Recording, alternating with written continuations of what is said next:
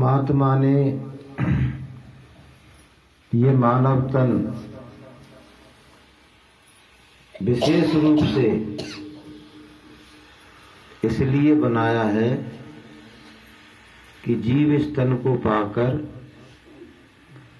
अपनी आत्मा की मुक्ति का प्रयास करे, क्योंकि और जीवनों में उसने अधिकार नहीं दिया है।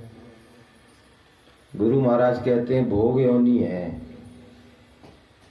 मनुष्य जीवन में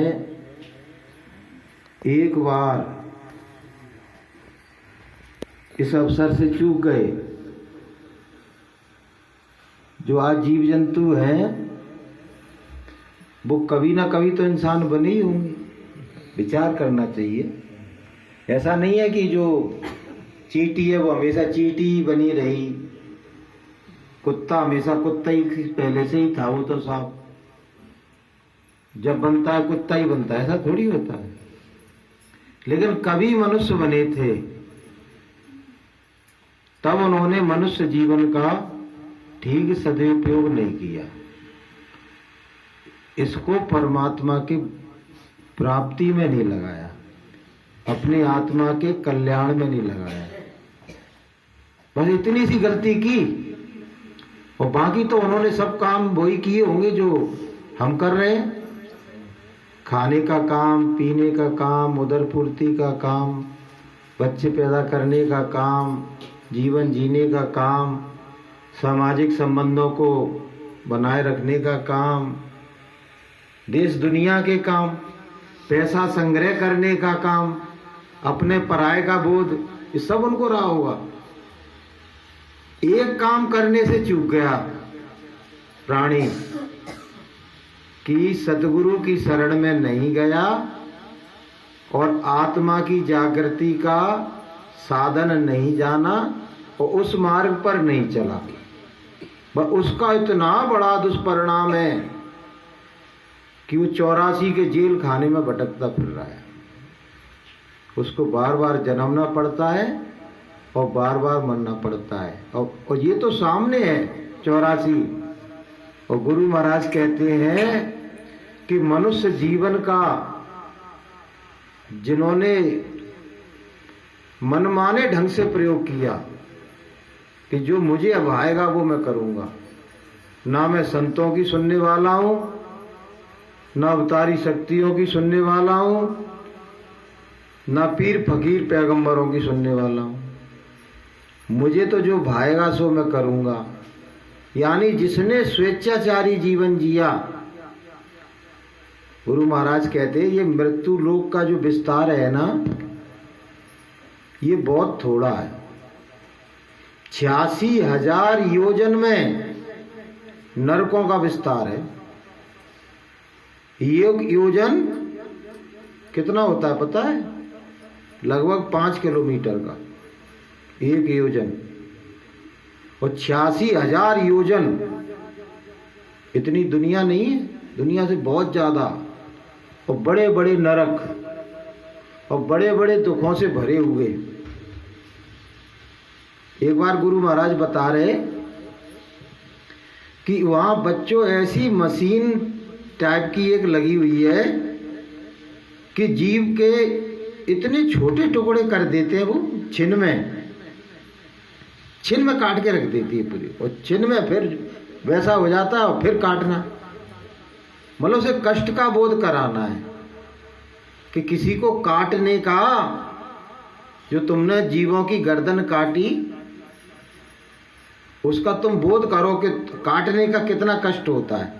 और एक बार नहीं, 1000 बार, लाख बार बोध कराया जाता है। बार बार कटो, बार बार मरो, बार बार सुनो। तो गुरु महाराज बार बार यही कहते हैं कि बड़ी सूझबूझ के साथ, समझ के साथ, विवेक के साथ, बुद्धि तो भगवान ने दी है सबको, लेकिन विवेक कब आता है? विवेक आता है संतों की संगति से, सत्संग से, कि बिनु सत्संग विवेक न हो होई, और प्रभु कृपा बिन सुलभ न सोई। कछु काल कीजे सत्संगा,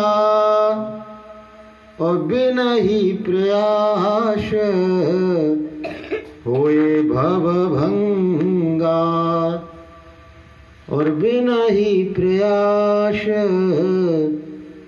होए भव भंगा। तो भगवान ने बुद्धि तो सबको दी, लेकिन अगर तुमने सत्संग की जगह कुसंग किया, बुरी संगति करी, संसारी लोगों की संगति करी, तो बुद्धि को कुबुद्धि बनने में देर नहीं लगती है, सुमति को कुमति बनने में देर नहीं लगती है। और इसके विपरीत यदि आपने सत्संग में आना जाना शुरू कर दिया तो बुद्धि में तुम्हारे में विवेक आ जाएगा, बुद्धि में तुम्हारे ज्ञान आ जाएगा, बुद्धि में तुम्हारे सन्मति आ जाएगी। कहते ना अपन कि ईश्वर अल्लाह तेरो नाम, सबको सन्मति दे भगवान। तो सन्मति आ जाएगी, तो वो सन्मति क्या करेगी? जब हमें विवेक पैदा हो गया, सम्मति पैदा हो गई, तो फिर हम सत्य की राह पे चलेंगे, परमार्थ की राह पे चलेंगे, आत्म जागृति की राह पे चलेंगे, साधन भजन करेंगे, सुमरन ध्यान भजन करेंगे, हम गुरु भक्ति करेंगे, हम परमात्मा का नाम जपेंगे। ये सब कौन कराता है? विवेक, सन्मति। तो बहनों भाइयों,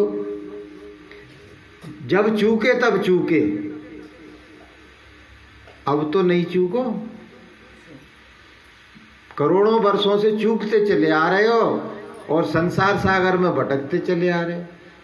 अब भी जागृति नहीं आ रही है, अब भी सत्संग में आने के बाद भी नहीं आ रही है, अब भी हमारा मन झूठे नश्वर फना होने वाले रिश्तों में और संसार में लिप्त है।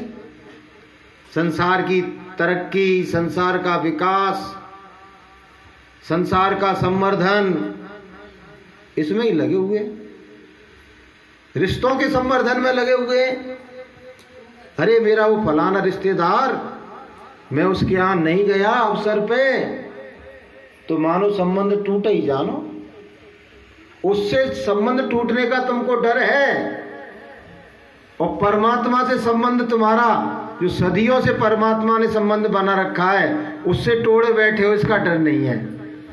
विवेक करो, विचार करो कि परमात्मा का नाम नहीं लोगे, परमात्मा को याद नहीं करोगे, संबंध बना रहेगा?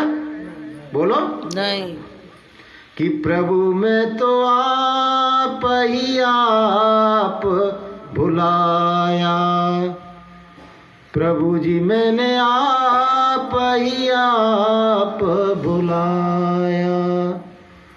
तुम तो जन्म जन्म के मेरे, तुम तो जन्म जन्म के मेरे, मैं ही रहा पराया, मैं ही रहा पराया।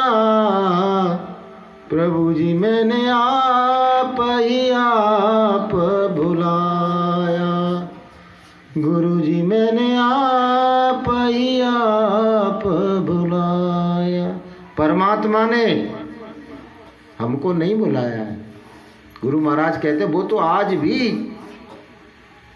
24 घंटे आवाज दे के तुमको बुला रहा है। तुम्हारे अंतर में जो आवाज आ रही है, आकाशवाणी देववाणी हो रही है, वो इस बात का प्रतीक है कि परमात्मा तुमको बुला रहा है, और परमात्मा ने तुमको बुलाया नहीं, हमने उसको बुला दिया, हमने उसको बुला दिया है। तो गुरु महाराज याद दिला रहे हैं कि पहले बुलाया तो आज तक भटक रहे हो और अभी भी बुलाए रखोगे और परमात्मा से संबंध नहीं बनाओगे। हम जो भजन करते हैं ना, वो परमात्मा से संबंध बनाना है, परमात्मा से तार जोड़ना है। विनती करते हैं, प्रार्थना करते हैं, अनुनय विनय करते हैं कि हे परमात्मा मेरी भूलों को क्षमा कर। अंतरघाट में यही तो करते हैं। अब मैं तेरा अच्छा बच्चा बनना चाहता हूँ, तेरा नाम जपना चाहता हूँ, तुझे अपना बनाना चाहता हूँ, तेरे धाम में जाना चाहता हूँ, तेरे चरणों का दर्शन और दीदार चाहता हूँ। कि गुरु तेरे चरणों का बल चाहता हूँ, गुरु तेरे चरणों का बल चाहता हूँ। मैं जाना नामी के घर चाहता हूँ, मैं जाना नामी के घर चाहता हूँ।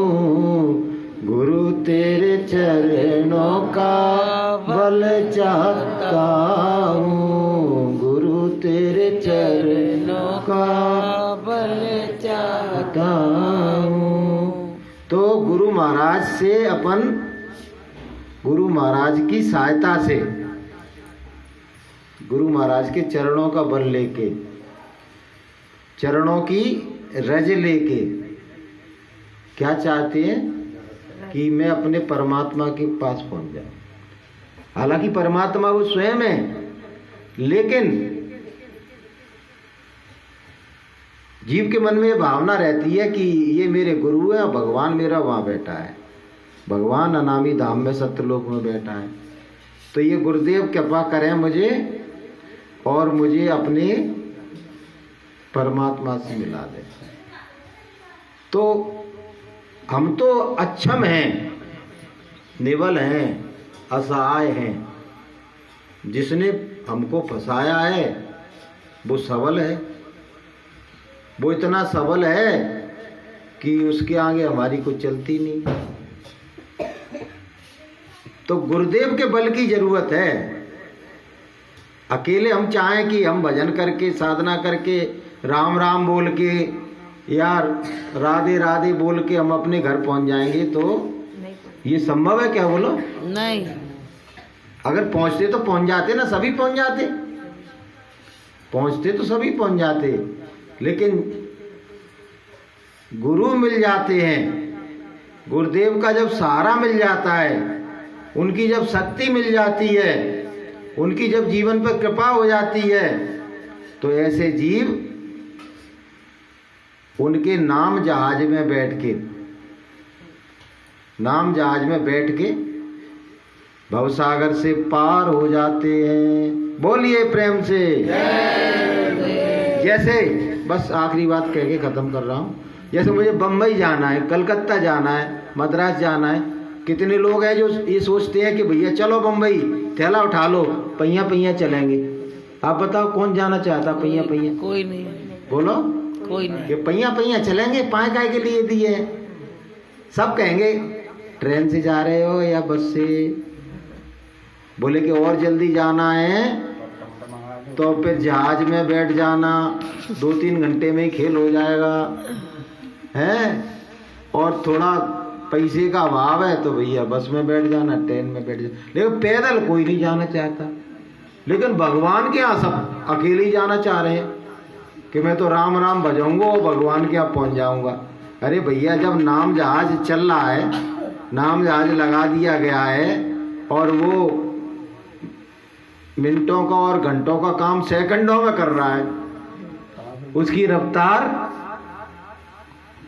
घंटों की रफ्तार सेकंडों में पार करा रहा है। तो तुम्हारी अब बुद्धि विवेक से सोचिए कि गुरु के नाम जहाज पर बैठना अच्छा है या अकेले परमात्मा के यहाँ जाना अच्छा है? बोलो बहनों भाइयों। नाम जहाज पे। यहाँ पर ऐसे पंडित जी की शरण में जाना है जिनके पास नाम जहाज है ही नहीं है, जो सोच लेना। या ऐसे गुरु को करना है जो नाम की जानता ही नहीं है कि नाम जहाज होता क्या है। पूछना तुम किसी से भी तो ये नाम जहाज होता क्या है, कौन सा नाम जहाज है? तो क्या कहेंगे? भगवान के नाम का नाम ही नाम जहाज है। अरे वो नहीं, जो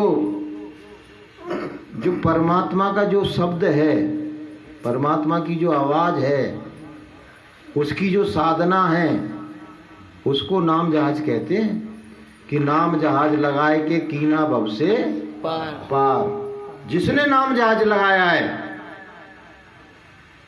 जो शब्द तुरी असवार होए कर दे भव से पार। जो शब्द रूपी सदगुरु है, जो नित आता जाता है उस नाम जहाज से, वही तुमको वहां ले जा सकता है। कोई दूसरा ले जाने वाला नहीं है। कि जो जाने सो देह जनाई, और जानई तुम ही हो जाए। जो जानता है, जिसको आत्मा का बोध है, वो तुमको आत्मा का बोध करा सकता है। जिसको परमात्मा का बोध है, वो परमात्मा का बोध तुमको करा सकता है। जो स्वर्ग में जाता है, तुमको स्वर्ग ले जा सकता है। जो राम के लोक में, साकेत लोक में जाता है, वो तुमको ले जा सकता है। जो गोलोक में जाता है, वो तुमको गोलोक में ले जा सकता है। और जो सत्यलोक आता जाता है, वो तुमको सत्यलोक ले जा सकता है। और जो कहीं नहीं जाता है, तोता की तरह से किस्से कहानियां पुराने भक्तों के सुनाता रहता है कि सुदामा का चरित्र सुन लो, और इसका सुन लो, और उसका सुन लो, और आत्मा का कोई कल्याण नहीं है, तो तुमको कहाँ ले जाएगा? तुमको केवल कथावार्ता कराएगा वो, और कुछ नहीं करने वाला है। तो ऐसे गुरु की शरण में आइए, जो तुम्हारी आत्मा का सच्चा कल्याण कर सके, और तुम्हारे जन्म मरण को और सारे दुखों को सर्वदा के लिए दूर कर सके, और तुमको तुम्हारे बिछड़े हुए परमात्मा से सर्वदा के लिए मिला सके। तो ऐसे गुरु महाराज कहते हैं बात, मैं कभी नहीं कहता हूं कि मेरे पास आओ। गुरु महाराज कहते हैं तुमको जहां मिल जाए वहां चले जाना, और नहीं मिले तो मैं तो ये काम कर ही रहा हूं। वो तो ये कहते हैं कहीं और मिल जाए तो अच्छी बात है, उसकी शरण में चले जाना। यहाँ संख्या नहीं बढ़ाना है किसी की, लेकिन अगर कहीं नहीं मिल रहा है तो यहाँ जाना। तो यहाँ मैं तो तुम्हारी कर्मों की गंदगी को धोने का काम, और जीवात्मा को जगाने का काम, और परमात्मा से मिलाने का काम मैं तो करने आए हुए। तो भैया ये गुरुदेव के वचन अपने जीवन में धारण करके सत्य पथ पर आरूढ़ रहो, और अपनी आत्मा के कल्याण में सजग और जागृत रहो। बोलिए प्रेम से जय